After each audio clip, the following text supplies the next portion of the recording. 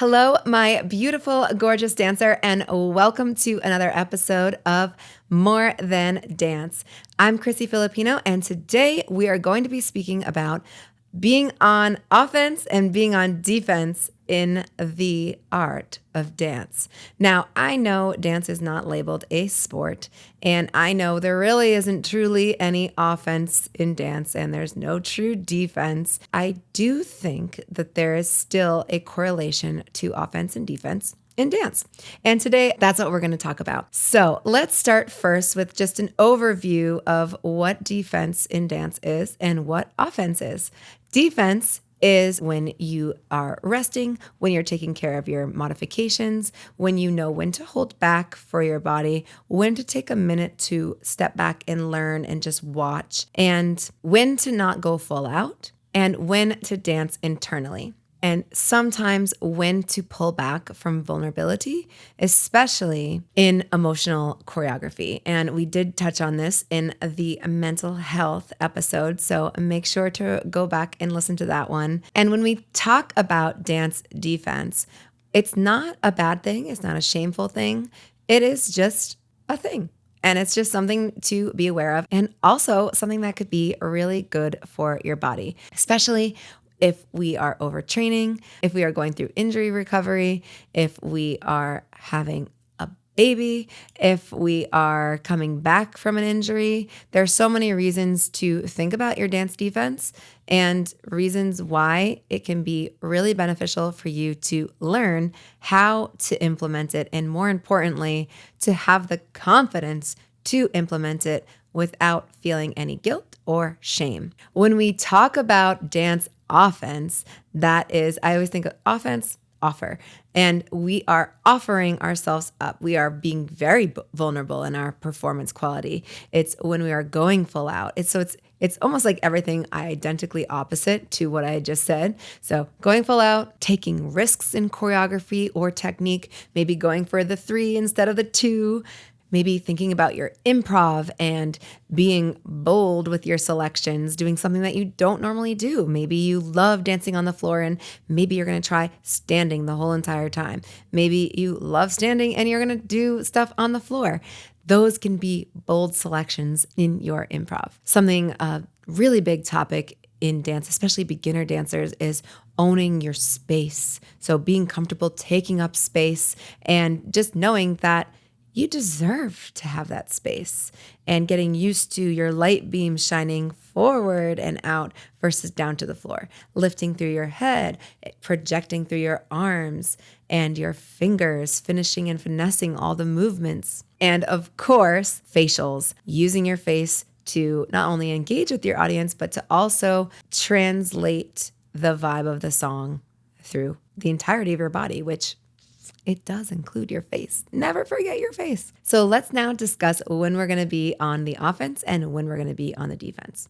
So you might not know, but your body will know. And you can easily dip back and forth and understand which one feels right that day. So getting really comfortable understanding that in that hour, you might decide, actually, I got to shift my gear a little bit. And I'm going to end up having a way better time today if I just let up on this, or if I just go a little bit more full out.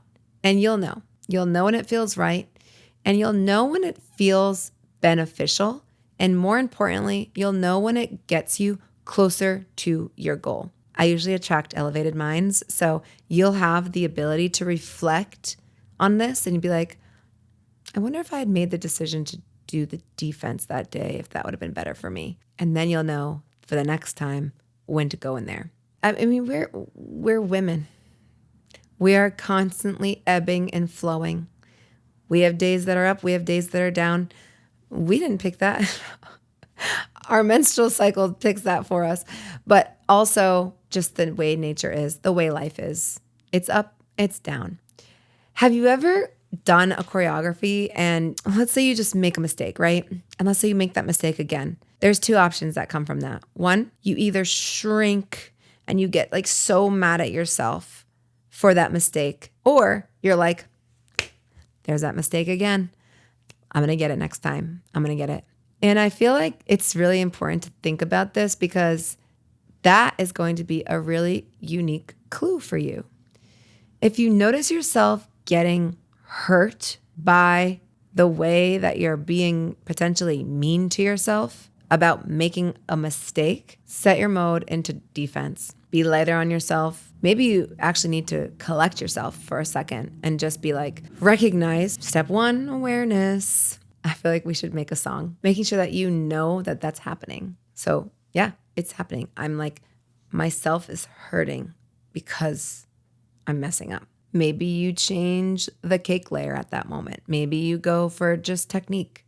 Maybe you go for being a little bit more inward than outward. When you're learning a new skill, you get to a point where you've gotten so much practice learning that skill that you know when to call the shot on whether or not you need to be a little bit nicer to yourself. And sometimes we don't have the ability to do that. So that's when we get to check ourselves a little bit. It can be hard to do. And that's why awareness is so great. And that's why also reflection is in tandem is so great because it gets us to the next level. Like obviously we don't want to be like shrinking in ourselves when we make a mistake. And also sometimes that's just the nature of the ebb and the flow. That's the nature of the wave. That's what my body is doing this week. And I get to manage it. So defense is management. The truth is, great dancers use both defense and offense. So let's think of it this way in percentages. So we have the full class, and we'll call that 100% of the class, all of the class. And we have the other meter of our full outness, our complete offense. I'm going to make like a line for you if you can visualize this, if you're just listening. So on one end of the line, it's completely not full out. You've seen this actually. This is on TikTok sometimes where they show me doing the dance at 100%, me doing the dance at 25%. So think of that line. So on one end, we have completely like 0%. And on the other end, we have I'm doing it full out. It's 100%. When you think about these two meters, you think about all the options within, how many different combinations you can make. Oh my God, endless combinations because we're thinking about percentages. I'm going to give you one example. So let's say that you're having an awesome day. You're just a little low on energy. You might do full out for 75% of the class and 25% of yourself might be reserved for when you need breaks. And you can throw that throughout the class whenever you need them. You might not be having a good day. And in that case, you might want to do 75% of the class on your defense and then 25% you reserve for maybe the end of class when you were just drilling and showcasing. And these little options are your permission. It's your permission to take any type of those percentages and make it yours. Because if not, that's when you go and get hard on yourself and you're like, oh, I didn't do my best at class. Well, you don't think you did your best at class because you thought you had an expectation to be 100% at 100% of the class. And that's why I love when I can help my students take control of their own experience. Because if your intention is to do 25% of the class full out and the rest of the class in the defense, then that's going to be more attainable for you on a down day than it would be to do full out. You're literally giving yourself the permission to be like, oh, no, this is my intention. Oh, I'm going to switch it and this is what I'm going to do. And then when you execute it, instead of feeling bad about yourself, you feel actually great. Like, wow, I was able to still go to dance, still feel all right. I preserved my body and I preserved my emotions. Check. I mean, how good does that feel? And you still got exercise and you still got social and you still listen to music and you still did something that night. So these are ways that you can go about your normal life and still get to include dance in it. Another way to think of this instead of percentages is maybe you're thinking about your get the fuck there moments. Now, you've heard me talk about these before. If you haven't heard me talk about these get the fuck there moments, they're so important for knowing and understanding the whole outline of the dance routine. And I'm saying that potentially these get the fuck there moments, maybe those are the moments that you're going at full offense. And the rest, you're taking it back. And you're going to feel really good doing that too, because now you know you set yourself up to get your get the fuck there moments completely full out. And then the other ones, you managed your body and you managed your other things that you were working on. It's kind of like if someone said, take this move and attack it. It's kind of like doing that in a way, except you're getting to call the shots on, I'm going to pick this move, this move, this move, this move. So what it does require is that you're very thoughtful and, my favorite word, obviously, aware during class. And maybe even slightly before class, because on your way to dance class, you can be thinking like, and I know this changes, but you could be thinking like, wow, this was a hard day. Like, I wonder what's going to happen at dance. I mean, have you ever thought that before? Like on your way to class, like, oh, I'm just going to go. It might be so rooted in your routine that like you always go to dance on Wednesdays. So you're going to go despite how you feel.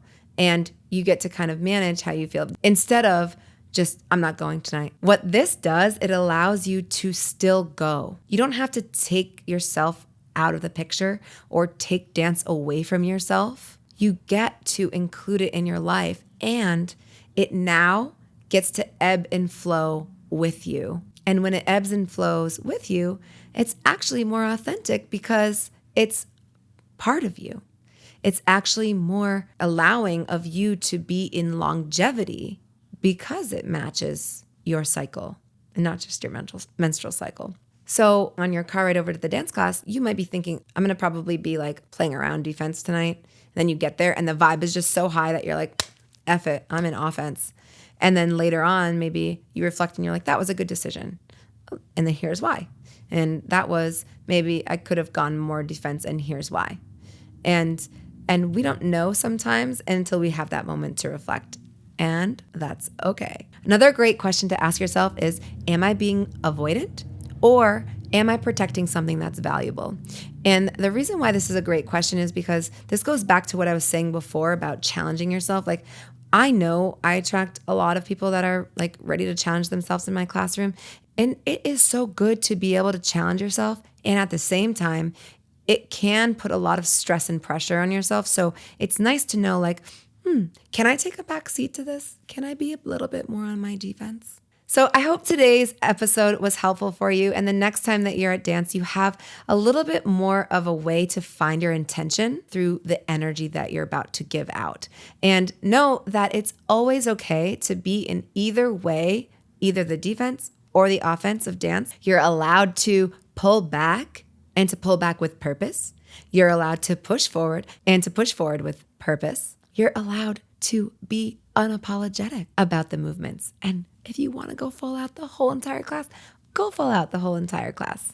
Because when we're dancing, there's a time to protect yourself and there's a time to be vulnerable. So remember that you're not there to be one way. You're there to be you. And that might mean protecting yourself, and that might mean being vulnerable that day. That might mean going full out and going hard. The more aware you are of your intentions, the more you're going to be able to fully decide whether you're going to play offense or play defense that day. And the best thing that we can do when we're doing this is to do it without judgment and allow ourselves the freedom to decide when we need to pull back and when we need to push forward. I'd love to hear how this helped you. You can always write me in my DMs. Don't forget to subscribe, like, and follow. And if you could, it would mean the world to me for you to write a 5-star written review on either Spotify or Apple Podcasts. Thank you so much, and I'll see you on the dance floor.